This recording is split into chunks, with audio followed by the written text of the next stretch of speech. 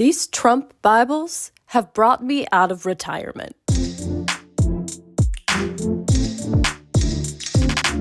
Hello, and welcome to Faith Evolving. My name is Mary Claire, and what's up? What's going on? What is this? Donald Trump, former president of the United States, current is he the GOP candidate now? Twitter fiend till he got kicked off Twitter. Mr. Let's Stage a Coup is selling Bibles for $60. Yes, you heard me right. He is selling Bibles in partnership with Lee Greenwood, the man behind the song God Bless the USA. God Bless the USA Bibles. Okay, sorry, for $59.99. You gotta save that extra penny for my thoughts on the matter that I'm giving to you right now. And apparently this is not the first thing he's been doing to raise funds for his legal fees. His legal fees for the crimes he committed as president of the United States. He's selling, sneakers? Golden sneakers that are ugly. It's like funny, but also scary, like any sort of dark comedy or episode of Succession you've ever seen. But here's the thing, this man has near single-handedly killed the genre of like American political satire, because how are we supposed to make anything more outlandish than like what's currently happening?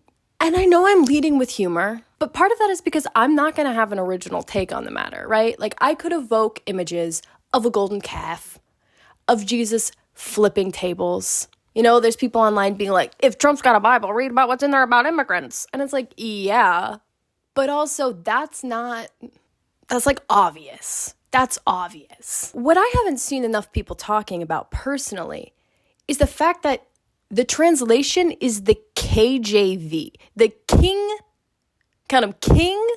James version, okay? And I know that it's because there are like certain denominations and sects of Christianity who are like, that's the one true word. But why I'm bringing this up is we're going with the English one, like not the language, like the country. The England one, when like, I don't know, the New American Bible is right there. The God Bless the USA Bible is the KJV. Here's my thing. Enough with the woke agenda. What sort of Anglophile bullshit is this man on? Like, what's the secret platform here? If he's reelected, are underwear going to become pants and pants going to become trousers? Like, genuine question. And this little Project 2025 number in between the, like, wanting to be racist on Maine and, like, killing trans people. I know I'm being reductive, but also, did I lie? Are we just going to be like, we're going to pepper in a little bit of, like, favorite spelled with a U, labor spelled with a U, airplane spelled with an A-E, no I? Who gave them the right? Because it certainly wasn't the Wright brothers. I'll tell you that. Listen to me. Do you want your backyard barbecues? Do you want those to be hosted in your garden now? Yeah, you have to call it your garden now if you're using British English, okay? And now you're saying, okay, well, what do I call my garden then? Yeah, you have to call it a patch. Look me in both my eyes, Donald Trump. Do I look like a pirate to you? Is that what the One Piece has been this whole time? The KJV?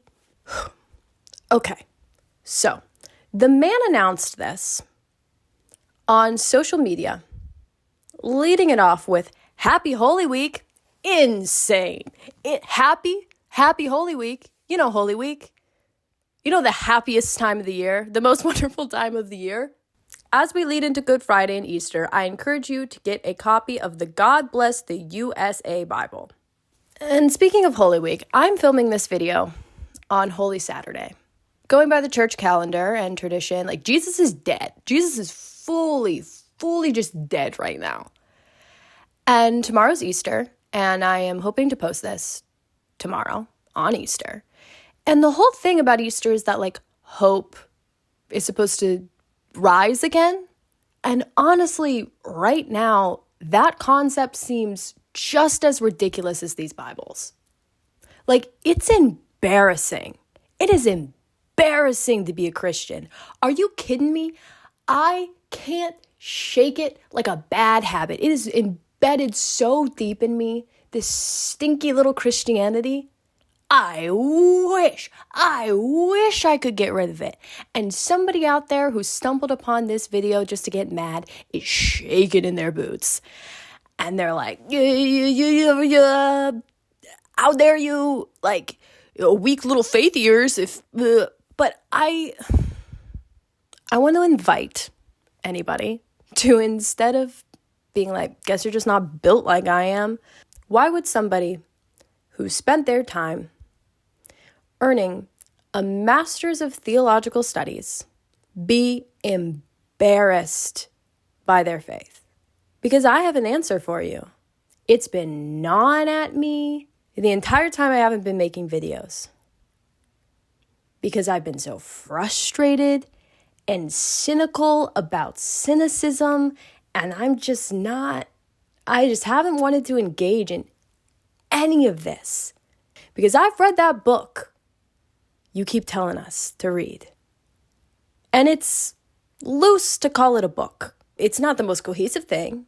This Bible that Donald Trump says is his favorite book, in another insane thing to say. I'm sorry. It's my favorite book. It's a lot of people's favorite book. Your favorite book? Anyone who says that the Bible is their favorite book, no, it's not. That tome takes up so much space in my brain.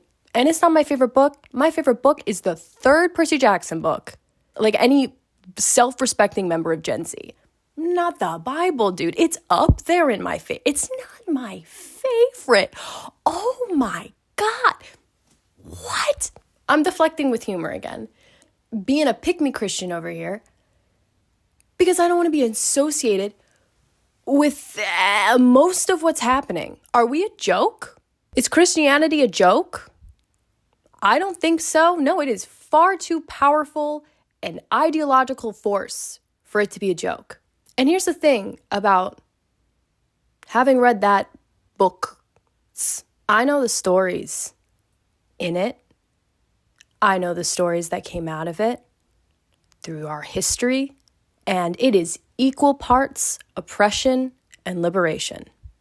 That has been the story of Christianity from the beginning. You can put the lyrics of God Bless America in the front cover and the Constitution, or is it the Declaration of Independence? You can talk about Judeo-Christian values, which is a loaded term that comes with mixed reviews, but the notion that America was built on Judeo-Christian values is not true. The whole concept of God bless America and freedom in America, those are both ideals and myths, not unlike religion is. And that doesn't mean there isn't, some truth if you put it in a certain light, if you think about it in a certain poetic way. It also doesn't mean that there isn't power when people believe in it. And this will not be the last time that somebody uses Christianity or the Bible or whatever, religion in general, to galvanize a base for their own game, to spread hatred. Not the first, not the last. That's the story of Christianity, but also every single time, the same thing has been used for liberation. And I patently refuse to not meet the moment now. This religion and these stories can make the future better. It doesn't just make it worse. So since you've been having trouble picking out which verse is your favorite, Sir Donald Trump, Just a bit of banter. since you love the KJV, let me offer you one. It's pretty popular, you probably have heard it before then. But let judgment run down as waters and righteousness as a mighty stream. And maybe then, hope indeed will be risen.